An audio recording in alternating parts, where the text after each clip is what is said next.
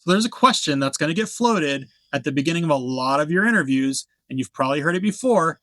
Tell me about yourself. It sounds like a very upfront and easy question. However, a lot of people get this one wrong.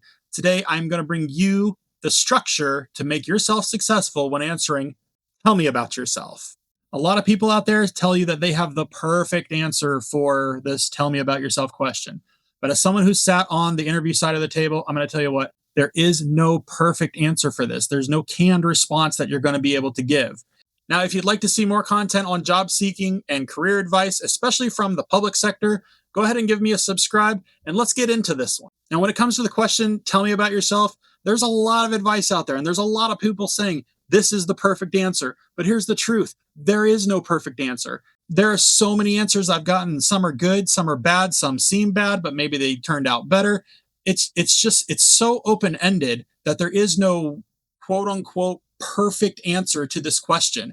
However, there are really good structures that you can use to build your answer to this question. I think it's very important not to come in with a overly pre-rehearsed answer, but it is a good idea to have a little bit of organization and structure into your answer. One that I have found that is very clean cut and very effective is the present, past, future style. This structure is going to give you some organization and it's going to give you an idea of how to answer this question best.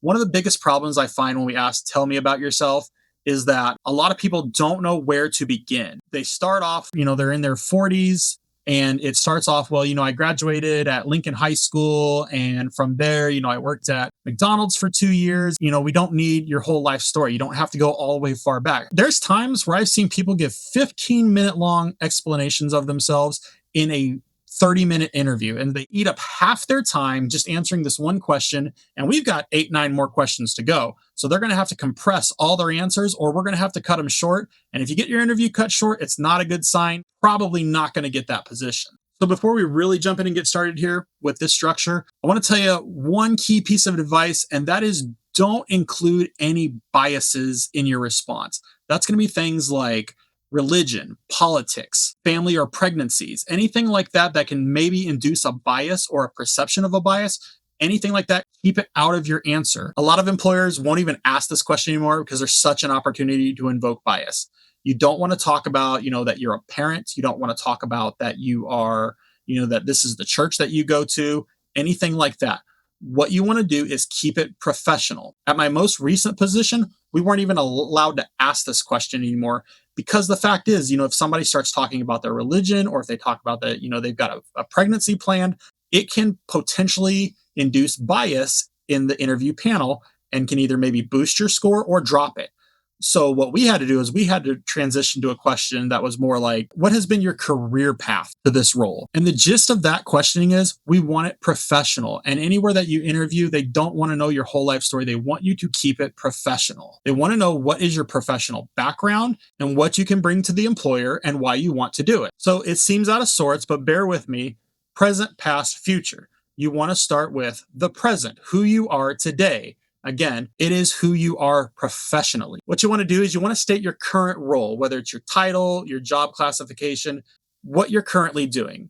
Along with that, you want to give them 1 or 2 key quantifiable accomplishments that you've made that are relevant to the position that you're interviewing for. This will immediately show that you are a serious candidate for this role, not only on who you are, but what you've done most recently at this current position. That is something that you can bring to them. Next, we move into the past.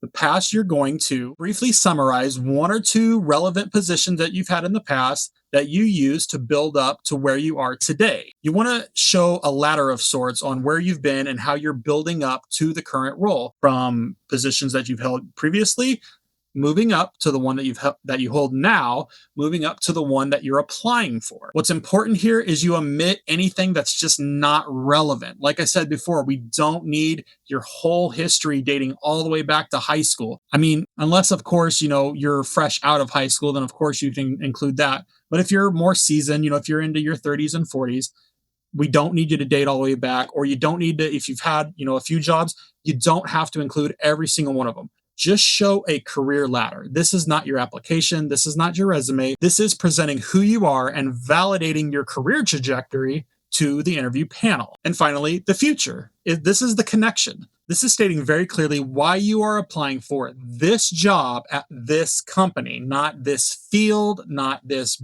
classification of jobs, this job at this company. You are connecting your past success to the future at this company. Before going into your interview, you should have done a little bit of research on the employer, maybe some projects that they're working on, some of their strategic goals.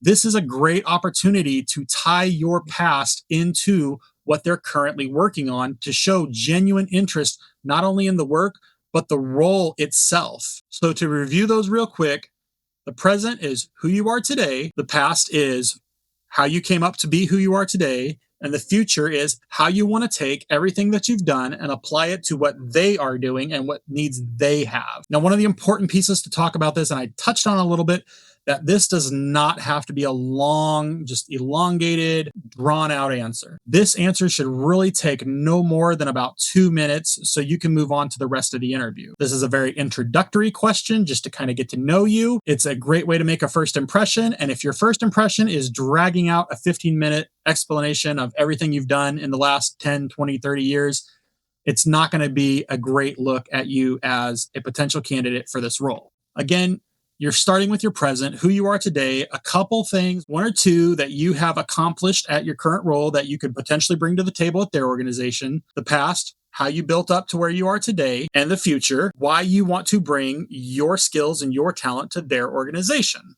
If you follow a structure like this, that whole answer, probably 30 seconds to a minute. You get the answer out, they kind of get a gist of who you are, you're moving on to the more in-depth questions about the position. You don't necessarily have to follow this exact strategy. However, I'm just providing it as a basis for you to understand that there should be some kind of organization in your answer. So you don't end up rambling and going on and ending up in one of those 15-minute answers that nobody really asked for in the first place. So try this out at your next interview. Or if you have another structure that you've used before that you've found to be really effective, or if you're a hiring manager who's heard different structures, leave those in the comments. And again, if you're interested in more content regarding job seeking, careers, especially in the public sector, go ahead and give me a follow and subscribe, and I will see you in the next one.